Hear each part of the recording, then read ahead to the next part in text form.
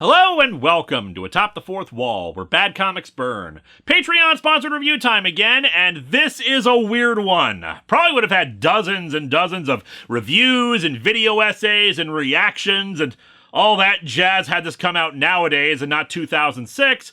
But no, let's talk about the time Marvel teamed up with a soap opera and made a character a superhero.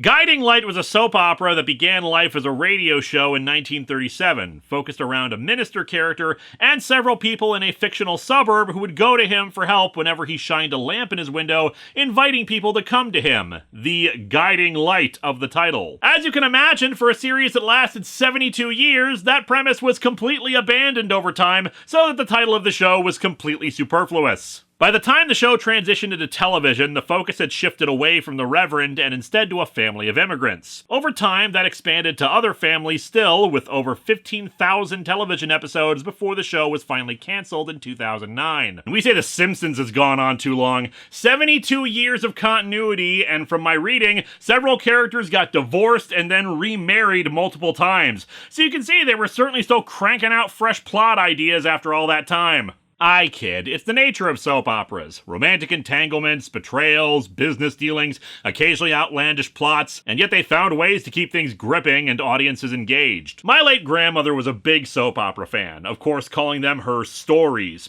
For a brief time, thanks to her, I actually got into The Young and the Restless. I only stopped watching because, well, it was before DVRs, and it was daytime television while I was in school. At the time of this video, Young and the Restless is still going. Sure, they're not quite at Guiding Light's numbers, but 12,500 episodes isn't anything to sneer at either. But let's talk about why we're here. In 2006, Black Panther and Storm were set to get married in the comics. Storm's wedding dress was designed by Sean Dudley, the costume designer for Guiding Light. From what I've read, Marvel wanted to go for something different for the wedding dress and had contacts at both ABC and CBS, and Sean got roped into this. He won an Emmy for costume design, admittedly, but it's weird recruiting him and not like a professional wedding dress designer or something. And with the connection established, Ellen Wheeler, executive producer for Guiding Light, asked Marvel if there was any other collaboration they could do together, leading to this episode where a character gets superpowers and there's an 8-page tie-in that appeared in several Marvel books. Now, I mentioned the standard soap opera plots about romance and business and real-life dealings. I don't know how much of my audience is familiar with soap operas, but one thing that continues to baffle me to this day is that on occasion, these grounded drama shows will suddenly decide to dip into sci-fi and horror, so making a character a superhero is not that unprecedented. Hell, even before this, Guiding Light had done a time travel story and one featuring clones. This is starting to sound like a bad comic book plot. Demonic possessions, UFOs, and just other weird paranormal stuff was just a thing you could sometimes expect from daytime soaps. Hell, the plot of the parody sitcom Soap was just about using all those plots, but doing them in a funny way. I said it in the Christmas Dream review, and I'm saying it here. TV used to be frickin' weird, people! Anyway, for such massively long-running shows with enough popularity to last that long, you'd think they'd have some kind of larger home media presence. Sure, I don't expect a simple box set for shows that are that long, but you'd think streaming of all places might include it. But nope, my searches came up with Jack Diddley on those fronts. I don't know, is this considered lost media as a result? Do networks still have these shows but don't want to release them in any form? How much is preserved just from tape traders, and how many actually care about it? Anyway, the point I'm getting at is that my copy of this episode is a TV rip, so I apologize in advance about the video and audio quality. Let's dig into Guiding Light, She's a Marvel, and see how this played out.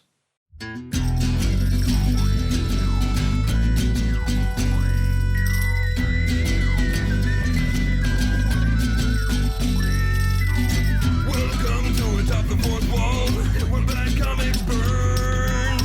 Linkara's gonna teach you all a lesson you won't learn. What's with these awkward subjects? What's all this art so rubbish? To anyone who's had a bad comic published, it could be your turn.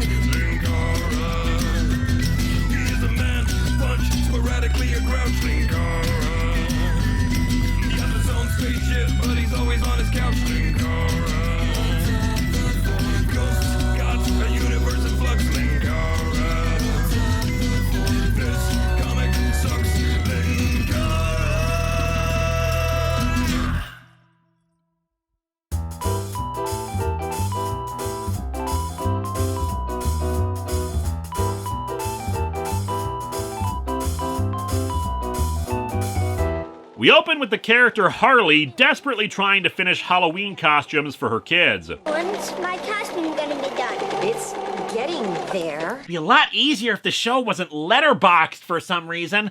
Yeah, don't ask me why, but the cold open for the episode is presented in letterbox format, even though the rest of the show, starting with the theme song, is just regular full screen. I feel like this was a thing at the time as shows started transitioning from 4:3 to 16:9 widescreen, but having both formats in the same episode like this is just bizarre. Her husband, Gus, points out that they're having some electrical issues, to the point where the doorbell isn't quite working. And that's kind of an issue if you want to hand out candy to trick-or-treaters. Harley is incredibly stressed out by all this, which is not helped by people coming into the house and just being generally unhelpful but eating her food. She's handed some reading glasses to help her thread a needle. You think that Iron Man and Captain America need reading glasses? Well, this is around when Civil War was coming out and the inconsistencies of the Superhero Registration Act from book to book, so maybe they needed some. Even more people come in. Bear in mind that I haven't watched any of this show before, and lots of people aren't saying each other's names, so I have no idea who half these people are or what the hell they're talking about. For instance, this couple reports that the Springfield Burns blogger has called up again, and I have no idea why that is an issue. And hey, I'm walking into this with no prior knowledge of the show, but one thing Marvel had in place for a long time was making sure that any new reader who picked up a book would have some kind of recap of what was going on for new readers. And maybe if you were making a big promotional push for this episode, you could give a little more recap than just a blogger called. You know, I am so over secrets. I hate the people who keep them, and I hate the people who tell them, all of it. Ooh, then you are in the wrong genre of daytime television, lady. She steps outside to get some air and checks on the lights, but it seems some trick-or-treaters are annoyed by the lack of response to the doorbell and pelt her with water balloons. Are you evildoers? You're too old to trick-or-treat! To be fair, you did break the sacred covenant of trick-or-treat. Also, the world is miserable enough as it is. Give anyone candy who stops by. And you are just taunting me. I shall have my vengeance upon you, cheap haunted house sign! You shall rue the day you crossed me! She touches the lights, and thanks to being so wet, is thoroughly electrocuted. She's rushed to the hospital, which is apparently only staffed by this one doctor and nurse, said doctor being a friend of theirs. He touches her and gets zapped, somehow still holding a charge. I've never seen anything like this. I mean, she's got no breath, no pulse, nothing. Still, let me plug my phone into her. It needs to charge. She's gonna be okay. Oh, she's doing fine. Oh, yeah, no breath, no pulse. She's just ducky. Gonna walk that right off. He uses the defibrillator on her and gets blasted back. But hey, it does wake her up with some spiffy new contact lenses. Oh my gosh, Rick, are you okay? Ooh, my watch stopped. I'd say she's being pretty cavalier given how quickly she moved on from "Are you okay?" to "My watch stopped," but then again, she seems to be the only one who cared at all that he's down there. I'm not kidding. She declares they need to get back to the kids, and she walks off with Gus while everyone else just stares after her. Guess that Rick guy wasn't that much of a friend to them. This transitions us into the theme song, which is a different one than normal at the time, featuring comic art of all the characters, their names, which unfortunately did not help me identify some of the characters, and music that seemed to want to be a stereotypical boisterous trumpet-filled superhero theme. The actual intro to Guiding Light at the time was kind of worse, just a big montage of faces of similar-looking people and the words Guiding Light sprinkled everywhere. Not even the actors' names. Which, as I said, is kinda weird that they emphasize the title of the show so much when the title is utterly meaningless by now. Also, man, there are a crap ton of characters the comic intro just tossed out at us. Most of them aren't even in the episode. Huh, I wonder what we're watching right now. Gus asks Harley if she's feeling okay. Yeah, actually, I feel surprisingly good. Although with these eyes and the electricity thing, I'm pretty sure I'm actually a reanimated corpse right now. Hey, perfect for Halloween! She's feeling energized and wants to drive them home, and he reluctantly lets her. However, as soon as she touches the car, there's a big electrical burst, and holding onto it actually starts the car without her inserting the key. Mysterious as that is, I'm more confused about Gus in the back there pouring what I presume to be coffee in the hospital parking lot. Well, okay, I admit it might not be a parking lot, but actually sometime later at their house, but there's still like this whole unattended mini coffee stand outside in the middle of the night that anyone is free to pour a cup. Also, this reaction is hilarious.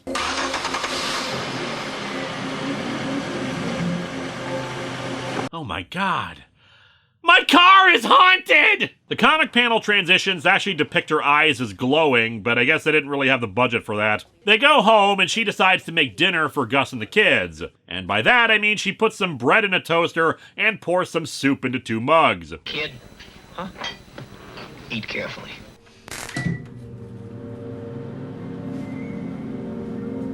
Okay, but like, why didn't it turn on when I first touched it? And hell, I haven't even set a time for it or anything, so what is it doing? Next, she somehow turns an electric can opener on without actually touching it. Also, we didn't see that can get loaded into it, so has that just been there for a while? Okay, that's weird.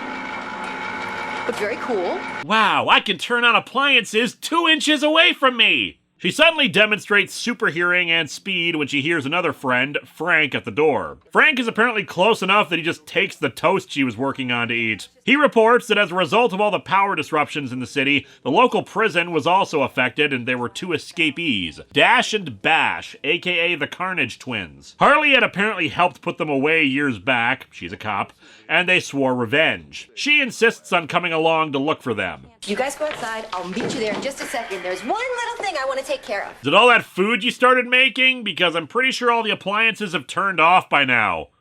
You just gonna leave that soup in there?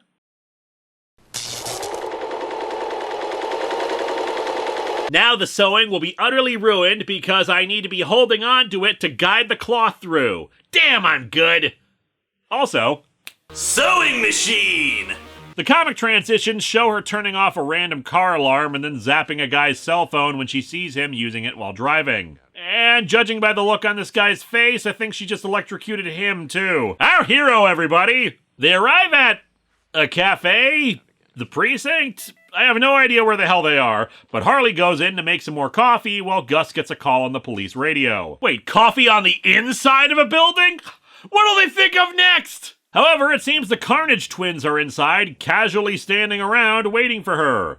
Long time no see, babe. You're just the chick we were looking for. You can tell how enthusiastic we are about it. I'm going into acting overdrive. After a commercial break, and boy do I wish this copy had the commercial still in it. 5 years, Cooper.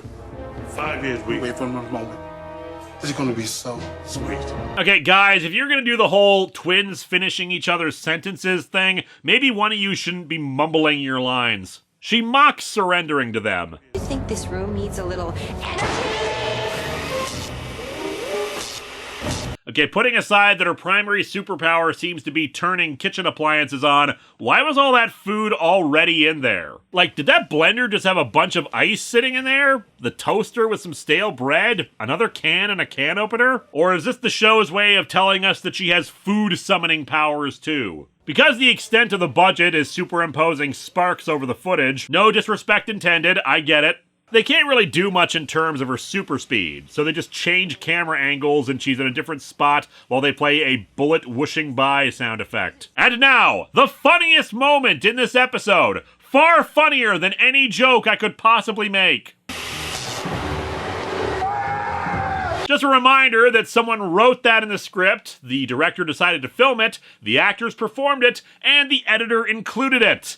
All presumably from the words, "Escaped prisoner screams in terror as a vacuum cleaner moves at him at a not particularly fast speed." She somehow uses a lamp to, like, alter the color spectrum or something to blind the other one, then does a Power Rangers explosion behind her before suddenly handcuffing the two together. She calls up Gus, who I guess did not hear anything going on in the building and is now inexplicably outside some old theater playing Marvel Comics convention. Wasn't he just answering the police radio? Where did he go and why did he leave her there? Space is warped and time is bendable. She asks him to take the twins into custody while she takes care of something. In this case, it's to use her super speed to transition to that guy who gave her the reading glasses, who I guess is her dad. Springfield, my town, my people. All shall love me and despair! She asks her dad if he thinks it's possible for someone to make a difference in other people's lives, and he affirms this,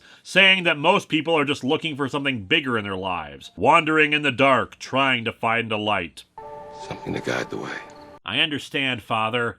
I shall become A GPS system! She very rudely super speeds away without saying goodbye, and the comic panel transitions to show her buying some fabric and then using the sewing machine to assemble a costume. Once again, not actually operating it herself, so it will be a mess of stitches stuck on one part of the cloth. Like, they cut back to the sewing machine on its own for a second, and you can clearly see the fabric isn't moving. Also, I haven't really commented on this since I thought it was just, like, a hairband. But no, she just has a random streak of blue in part of her hair now. Don't waste your money on expensive hair dye products. Just get electrocuted. And now it's time for the costume reveal, and wow. There. Sure glad I don't look stupid in this. I'd like to take this moment to remind you that the guy who designed this outfit won an Emmy for costume design. Apparently he and the associate designer, Allison Huey, came up with several different costumes, but went with this one because they wanted the outfit to reflect the character. And thus, since she was a hip and sporty mother, they included cargo shorts, a hoodie, I cannot find any evidence in the actual episode of there being a hoodie, and they exposed her abs. Smallville would have looked at this costume with secondhand embarrassment. And the superhero costumes in that were just hoodies. It is very 2000s TV superhero aesthetic, so I guess Hip would describe it from that perspective, in that it looks bad. Live-action TV shows that would do a superhero episode had similar ideas about what a then-modern superhero would look like, and were just as wince-inducing. The mask that doesn't fit right, the top that's basically just a shiny bra, a cape, the fishnets, the thigh-highs, it just looks bad altogether. Even in the comic art, where it looks slightly better, it still looks like something thrown together at the last second, rather than something with serious thought and consideration given to it. I will grant it that the color scheme is fine, particularly the reflective material would be okay if she was actually wearing a shirt, but otherwise the costume just looks like something someone walking around California during the summer might wear as casual clothes. I am the guiding light. Congratulations! It took you decades, but your show title is finally reflected properly in the actual show. Pity it only lasts for this single episode. Now that she's a superhero, she has to go and fight crime, first stopping a purse snatcher. And she's just like waiting for him and holding her cape out. Cool. What are you supposed to be? Okay, the CBS logo informing me about Jericho covered up enough screen real estate to make me think that electricity shot out of her boobs at him. When's Mommy coming home? She's coming home soon, buddy. Is it still Halloween? Also, what the hell's going on with Gus and that skeleton? Like in almost every scene at home, he's playing with it or holding onto it. It wasn't even a criminal. She was just mad he wouldn't accept a return without a receipt. Wow! That car stopped before hitting that kid, and she didn't actually do anything there because super strength is not one of her powers. Although instant clothes change is one of her powers. Because electricity! Of course! Don't you know anything about science? Gus is cleaning the inside of the microwave, no doubt because of all that soup she left in there overnight, and she realizes she was out all night superheroing. They head to the precinct, which I guess is still in the process of being built because there are a bunch of cardboard boxes everywhere. Some other detectives come in and we're told that he's been put in charge of handling the case of the superhero who's going around seemingly tasing people. He specifically says she's running around in a Halloween costume. And he talks as if she's been doing this for a while. But again, it was clearly still Halloween last night, given the kids were still in their costumes. What time is it? Harley tries to defend the guiding light by saying that maybe the heroine is just someone trying to help stop bad guys. Isn't that our job? And what a bang-up job you are clearly doing right now. Why, Gus there is trying to decide which of these two donuts in his hands knocked over that liquor store last night. Harley superhearing picks up someone yelling in distress and she zips away. Food was really excellent tonight, don't you think? Yeah, but that line read wasn't. The elevator does something, flickering lights, and then she shows up, zaps the panel, and they get off of it. Also, I see we put as much effort into this elevator set as we did her costume. Also, how long did it take her to get to this elevator if they're talking about the food that particular night? Or have these people been out all night too? Also, the elevator just opens out into a restaurant or something? Like, if it's a multi-story restaurant, sure, I can believe having an elevator, but the casualness of these two who go in and the amount of buttons seems to imply this is like in the middle of a tall building. But what building designed to have an elevator right inside of a restaurant and not in an area outside of it? Also, Need anything heated up? we applaud you, random woman who we don't know in a goofy outfit who did something heroic that we didn't see and then made a weird quip even though your powers are not heat-based. Woo! Meanwhile, back at the precinct, we see the detectives hard at work stopping bad guys. They excitedly answer the phone, but it's a wrong number. So when is there gonna be some crime? The cops are bored and irritated because there is less of a need for their presence. Oh no, so terrible. How bad is the crime in the city if she's able to stop all of it to the point where the police have nothing to do? The guy says he doesn't believe that guiding light is actually real, but the other woman thinks she is. You're right. What if it's for real? Geez, I don't know.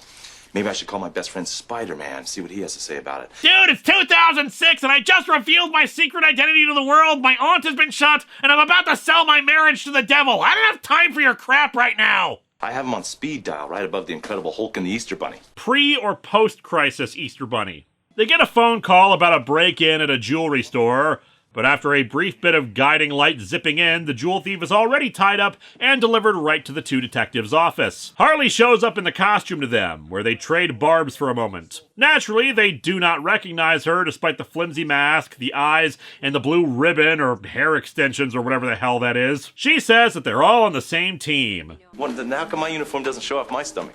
Maybe my stomach's just better than your stomach. Well, it might help if characters weren't constantly eating things in every scene.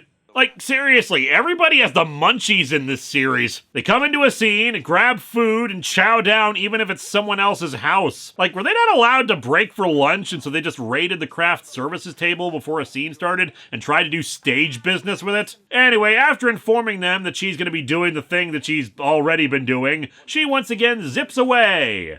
And frankly, every single time they do the sound effect for it, it's kind of embarrassing. Like, she casually sidesteps away, the camera cuts to something else, and the sound effect plays, and it's just so incredibly lame. Like, they at least did a blur effect back when she first showed off the power. Why couldn't we do that again? She ducks away from a romantic evening with Gus to fight some more crime, though that's not the excuse she uses. I need to buy some milk. But you need to do that right this second? Yeah. Nice execution. You're doing terrific. Harley goes into the coffee bar, or wherever, the next morning, and sees the guy there reading an issue of Marvel's Select Flip magazine, a series of reprints where you could flip the book over for another story, this one in particular containing parts of X-Men Deadly Genesis and Phoenix Endsong. By the way, that took me far longer to figure out what this was than it should have, since Phoenix Endsong was only a 5-issue miniseries, but that cover was labeled number 16, so I was very confused at first. As she ponders whether any superheroes would get tired of putting away villains, the guy there says that there's always another supervillain out there, and that gets Harley thinking. She decides to take on that blogger that was mentioned at the start, who is doing such dastardly things as...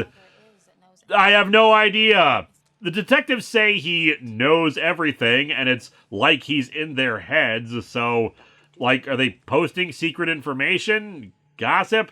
Are they actually doing something illegal? Gus meets Harley as the guiding light at the lighthouse where she first put on the costume. I don't know, maybe all my jokes about the title are moot because maybe it refers to the lighthouse in the town. I don't watch the damn show, so I couldn't say for certain, but if that is the case, you'd think the lighthouse would be a more prominent location in the theme song or whatever. Gus reveals that he knows she's Harley, and it seems she's actually been reluctant to touch him as of late, out of fear that she might zap him inadvertently. And indeed, when he touches her arm, he gets a shock. It's a legit concern then, but then how come she isn't shocking every single thing she touches? He wants to know why she didn't reveal her identity to him. You know how it is with us superheroes. If they find out your identity, they'll get to you through the people that you love. Yeah? That's the villains! How is telling your husband gonna do that unless he's a supervillain? Wait, this is both a soap opera and a superhero story. He's bound to be one. Never mind. She wants to keep doing this because she can save the town, but is equally reluctant to touch their kids, which I would think would be a bit of a deal breaker for her alter ego. As such, they go to Dr. Rick, who apparently did not die, but figured out she's the guiding light and has been studying superhuman phenomena. You know, just as a hobby. I'd say given that and his name, he's actually Dr. Rick Douglas, but he doesn't have the stunning charisma of Garth Marenghi. But I'm not Jesus Christ.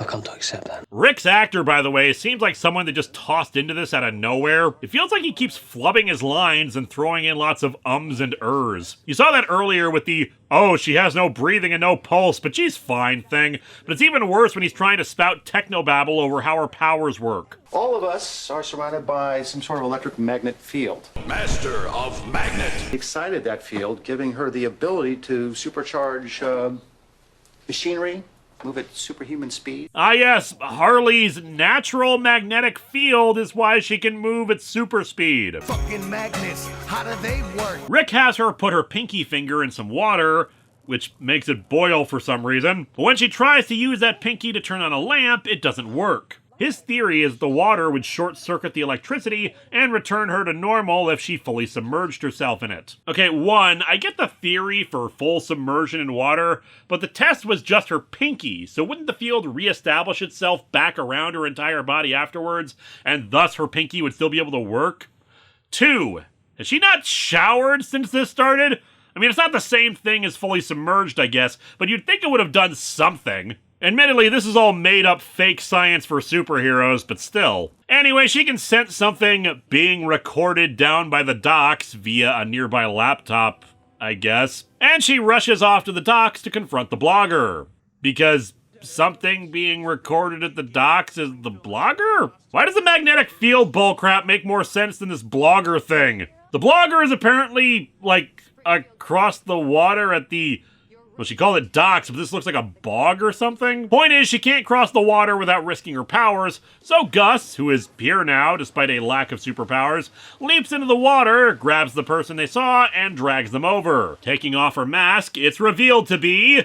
Ashley! Oh my god! It's a character we haven't seen in this episode yet, so I have no context for who they are and their relation to our leads! She says that she's not the blogger, just that she was a fan of the blogger and got hired as someone to eavesdrop on conversations that she could then share with them. And that's why she was standing by a lake randomly recording something while wearing a Halloween costume. What? The couple has a heartfelt conversation about her powers at the lighthouse. She wants to try to use her powers to not only help people, but solve all the problems in her personal life, but he points out that's not how things work with people or superheroing. And of course, it's difficult for them to be a proper couple, and their hopes to have another child if they can't touch each other. He swears they can still be partners and equals together even without superpowers, and take on stuff together, and she finally agrees. Before she dives into the water, he gives her a kiss and literal sparks fly. That's pretty good. Yeah, I gotta be honest, I'd probably try that too. And thus she dives into the water, and the comic transition sequences show the powers going away. Back at their house, which... I don't know how many days it's been at this point, but they still have all their Halloween decorations up. Harley wonders if all that happened, if she didn't actually just dream all this up after being electrocuted. Apparently not, though I could have sworn that I read somewhere that indeed it was all a dream, but nope, superhuman powers are canon to this universe, so that's a thing. And so our episode ends with the two of them making out, Gus implying that he might want her to put on the costume for some roleplay sex in the future. A final comic transition saying, "To be continued." And a bunch of electrical sparks inside the house. So I guess Gus is dead now. Nah, don't worry. It's a superhero story and a soap opera. He'll be back to life in no time. This episode is really dumb. Let's talk the positives first. The pathos about her powers, especially the ending conversation Gus and Harley have at the lighthouse, is not badly handled. It's a very Marvel-style conundrum, with shades of Rogue in particular, and the fear of being unable to touch her loved ones without risk of hurting them. The story is ambitious, certainly, and a lot of the in-camera effects of sparking aren't too badly handled. The less said about the additional effects, the better, though. The acting for the principal players here isn't too bad, and Harley herself manages to handle some pun quips against criminals actually pretty well, though of course your mileage may vary on the quality of said quips, or on puns in general. But yeah, that ambition. They may have reached a little farther than they could handle. Like, they do use the super speed blurring a second time later, but most of the super speed is just nothing. Just cutting to a different shot. Using the comic panels to cover for some of these effects works, but anytime they try to have it on screen, it's mostly laughable. The fight against the Carnage twins is especially goofy, what with the terrifying vacuum cleaner and all. The acting is a mixed bag. Superheroes and melodrama go hand in hand, so it works for a soap opera. But then you have bits like Dr. Rick, where characters are talking over each other and him feeling like he can't see the cue cards he has to read off. The petty crime stuff is fine, but the blogger is never going to have any actual menace against a superheroine. And that whole thing ends up being a big nothing anyway. I don't even know why that sequence is what convinces Harley that she has to talk about giving up her powers. Like, not being able to touch her husband or children. That is a good enough reason. Or if she had to try to save him, but she couldn't touch him to do so. That would be a good dramatic plot point. But no, instead it's, oh, my husband had to dive into some water to grab someone who wasn't even the villain. Guess I'm done now. It's very weird. And then, the costume. Just the costume. Better or worse than the Halle Berry Catwoman? You make the call. The comic transitions were apparently done by Alex Chung, and man, either he was severely failed by the inker and colorist, or he was just having a really off day, because this is amateur hour stuff when I can find tons of better art from him. It's competent, but very bland. Frankly, aside from Harley, the likenesses of the actors did not come through very well. Just an odd little bit of history this episode. Also, is it weird that this soap opera was shorter than a single episode of Peacemaker, yet my review of it is longer than the review of 2 episodes of Peacemaker? Next time, back to some actual comics with our Patreon-sponsored reviews, as we get into the first few issues of the Skybound Transformers book.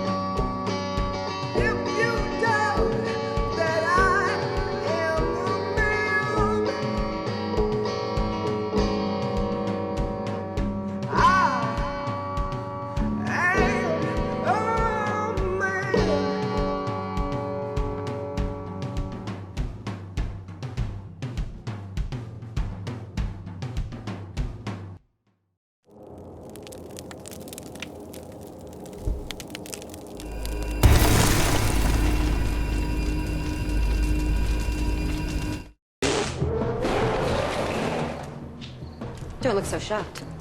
Hello, my friends. Please take a moment to like this video, subscribe to the channel, and click the bell for notifications on new video releases. If you'd like to support future videos, you can check out my Patreon, buy merch from the store envy link in the description, or check out the t-shirts available from Teespring.